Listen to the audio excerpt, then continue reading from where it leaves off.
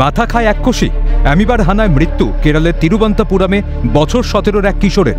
চিকিৎসা পরিভাষায় এই রোগের নাম প্রাইমারি অ্যামিবিক মেনিনগো এনকেফেলাইটিস বা প্যাম। এই নিয়ে চলতি বছরে মস্তিষ্ক খেকো অ্যামিবার হানায় এই পর্যন্ত মৃত্যু হয়েছে 19 জনের। আর এরপরেই চূড়ান্ত সতর্কতা জারি করেছে কেরলের স্বাস্থ্য দপ্তর।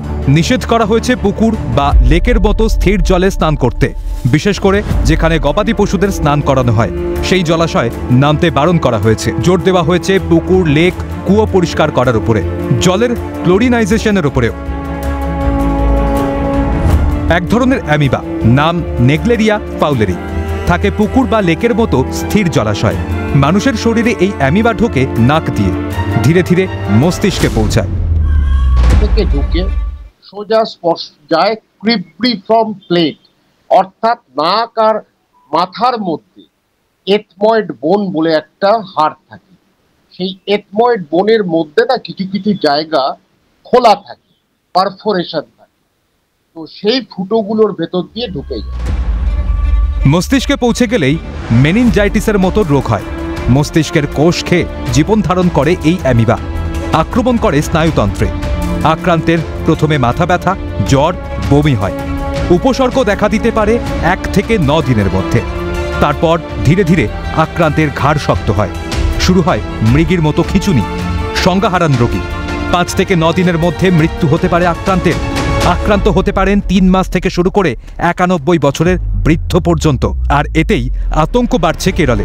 এই অবস্থায় দ্রুত রোগ নির্ধারণই একমাত্র উপায়, বলছেন কেরলের স্বাস্থ্যমন্ত্রী বীণা George. Also all the doctors who are working in both the government and the private sector, because they are reporting, they are doing this reporting, and also they are doing the test. So the viral test is, once the test is found positive, they will go for, and as per the symptoms, no. So if they find amoeba, they will start the treatment for amoebic meningoencephalitis, which saves lives.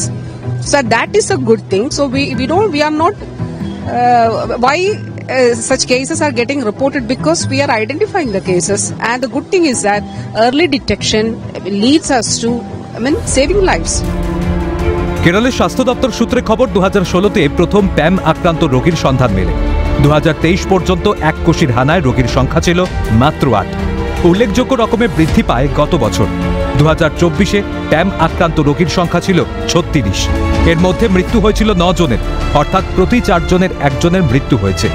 আর এবছর প্যামে আক্রান্ত রোগী 69। গত বছরের তুলনায় প্রায় 100%। মৃত্যু 19 জনের, অর্থাৎ প্রতি 3.5 জনে 1 জনের মৃত্যু হয়েছে। এই অবস্থায় প্যাম যে চিন্তা বাড়াচ্ছে তা আর বলার অপেক্ষা রাখে না। ক্যালকাটা নিউজ।